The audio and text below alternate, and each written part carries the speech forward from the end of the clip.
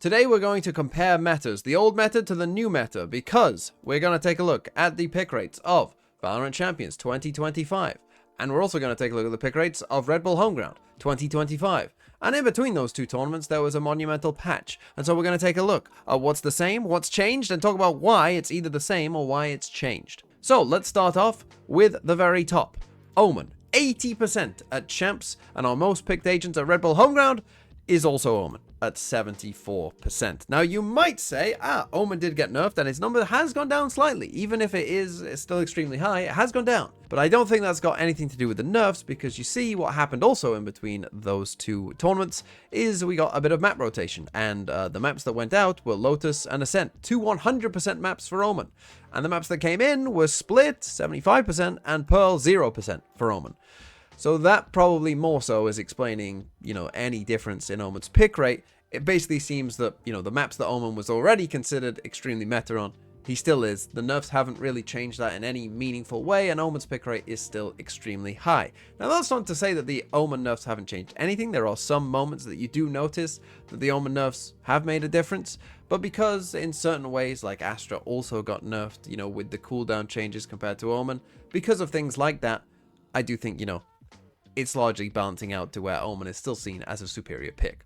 Okay, let's talk about our next agent in terms of champs and their pick rate, and it is actually Sova. And let's talk about Sova and Fade combined here, because you can see at champs, Sova had a slightly higher pick rate than Fade overall, 53 versus 43. But if you take a look at Red Bull Homeground, it's actually slightly in Fade's favor, 47 to 41. And this one cannot be explained by the map changes, because again, one of the maps that rotated out was actually Lotus, right? Which Sova actually had a 0% pick rate on at champs, right? And Fade was 94%. And that's one of the maps that's gone out. So in reality, that should actually, hurt Fade.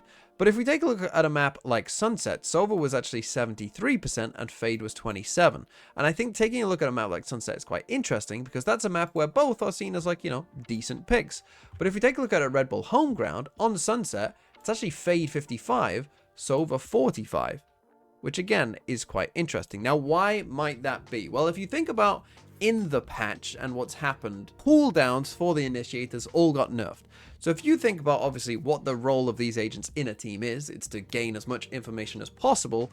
Well, Sova now has a recon dart that has a refresh of 60 seconds, and then he has a drone. Whereas if you think about Fade, Fade has a Fade Horn that also has a cooldown of 60 seconds now, but Fade has two Prowlers. So right there, you're seeing that maybe we can get a bit of extra info. It might not be quite as strong as the drone, but in terms of actual chances to get information, Fade has more than Sova. And Fade also has an ult, which gives information. Now, Sova's ult, can give information when it hits people, but that's not its primary job. Whereas Fade's ult, one of its primary jobs is that it will give you the information of where those people are. So perhaps this is people going, well, Fade actually gives us a chance to gain a bit more information. So on maps, like a Sunset, that, are kind of maps where you could play either, people maybe more so are now leaning towards Fade. Okay, moving on to our next agent at Champs, and we got Yoru at 53%. And if we take a look here at Red Bull Homeground, well, Yoru's still at 50%. So again, similar to Omen really. Yes, Yoru did get some nerfs. Yes, those nerfs, you do see, what's going on with those nerfs, and that they do make the agent worse in certain situations, but the agent overall is just too good to not really see play. And you see in Yoru's case, he's essentially seeing some play on every map. Okay, next up in champs, we have Viper at 43%. And again, we have actually seen a little bit of an uptick here for Viper overall to 50%. Now again, the map changes haven't really impacted this too much. This is just Viper, again, is a good option, and I think is a slightly better option given the patch, because when we talk about how much utility do you have and can use, Viper is probably the highest of the game right now, right? In terms of being able to put up the wall and down again consistently throughout the game. So I do think that Viper will basically continue to be a very popular pick amongst a ton of different maps. And you have to consider that Viper is at 50% here without even, maps like Icebox or Breeze in the map pool, where Viper would be a 100% pick. Okay, now let's come down the list a bit though, and we come to Vice is our next agent to talk about, who was at 30%. And we can add Cypher into this as well, where they were both at 30%. And this is where it gets interesting. Because if we come to Red Bull home ground and take a look at the pick rates, well, we're going to have to scroll across here to find these agents. Let's see how far we have to go. Well, there's Cypher at 12%. And there's Vice at 3%.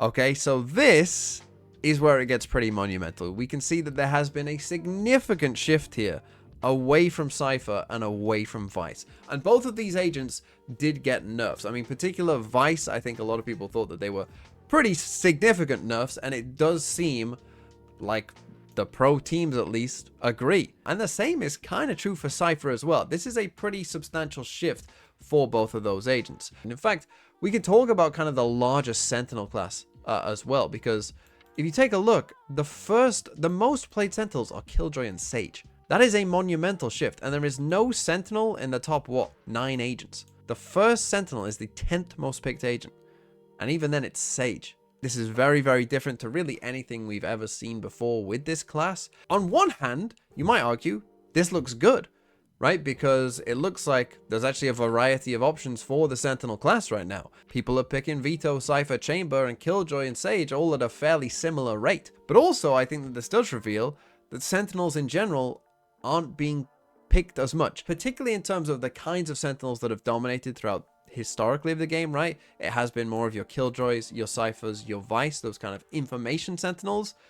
They seem to have come down in popularity across the board, and more agents like Sage and Chamber and Veto seem to be picking up a bit of the slack now, where people believe, hey, you don't have as much information, you don't have as much utility. You know what that's good for? Well, that means that Chamber can sit on an angle, right, and be a bigger threat because you have less utility to get rid of that Chamber, right? Same goes for Veto.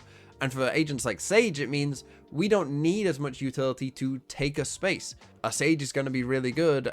We can get that space, you know, perhaps easier than we could before because there's less counter util, unless, you know, one-ways and stuff like that as well with the smoke cooldowns, which means that an agent like Sage can perhaps thrive and, you know, lock down an area and secure post plants for us for free.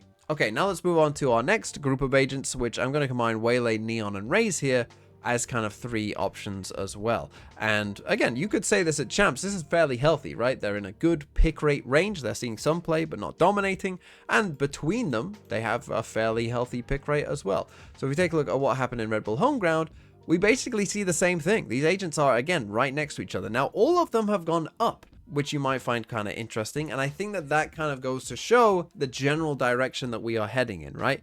Again, these agents between them are balanced. They're all good options in different scenarios and are getting picked on different maps, and that's great, but in general they have all gone up in pick rate, perhaps showing that we are going into a more double duelist kind of meta, and that is what we can somewhat expect to see, you know, assuming there is no giant changes.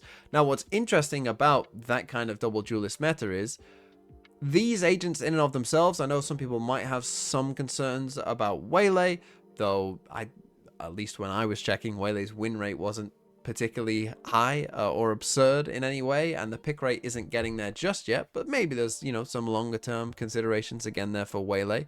But really all of this hinges on Yoru, right? Like Yoru is the key pin to all of, you know, the double duelist meta, right? If Yoru got nerfed significantly to where he wasn't considered a good agent anymore, you probably just wouldn't see that much double duelist. It probably would exist, you know, on certain maps like it has done in the past, like on Split or Fracture came back into the map pool, but I would doubt it would be super, super popular without an agent like Yoru existing. But overall, I actually think this is a good sign for these 3 agents, right? This is a good sign that, at least for these 3 in the duelist class, they're in a good spot right now. And then finally, let's talk about kind of the rest of the agents. And in particular, I do want to focus on some of the initiators, right? Because you've got KO here, who was down at 14%, Breach was 10, Teo was 9, Gecko was 3, right? Let's take a look at where they are, the initiators, in terms of Red Bull home ground. So you can see here, actually, weirdly enough, Sky has kind of come back to being above some of these other agents. Of course, again, a lot of that is going to be, you know, maybe being seen as a better pick now on Bind, perhaps, than previously, but Sky actually having a decent pick rate. KO, Breach still down there, Teo at 3% now, and Gecko in the mud at 2%. So you can still see that we do have some kind of lingering issues here. You might, again, call this the Yoru problem for, you know, agents like this. I am actually a little surprised that Teo is this far down, because I do feel that with the Initiator nerfs in general across the board, you see that actually hasn't affected their pick rates like that much, to be honest. But I would have thought that for an agent like Teo or Sky, that it actually might be, it's kind of a buff to them, right? Like all the Initiator cooldowns got nerfed. Well, they already didn't have a cooldown. So in sense, everyone's come down, but they've actually kind of, come back up. But I would have thought that Teo would be the one more so than Sky to actually rise up a bit more, because Teo's utility in general I just think is a little bit stronger than Sky's across the board. You can see we do perhaps have some longer term considerations here for the agents, in the end of flashing Initiator kind of bracket, because yeah, they aren't the most popular picks right now. That is essentially kind of a look at where the meta has shifted and gone to. There isn't too much massive change, but I think there are some interesting considerations there. The big change definitely has happened in the Sentinel class, and that has really shifted quite considerably from where we were to where we are now. And that is definitely something to keep an eye out for the future, because that's where it seems like there's probably going to be the most variety with where we are right now.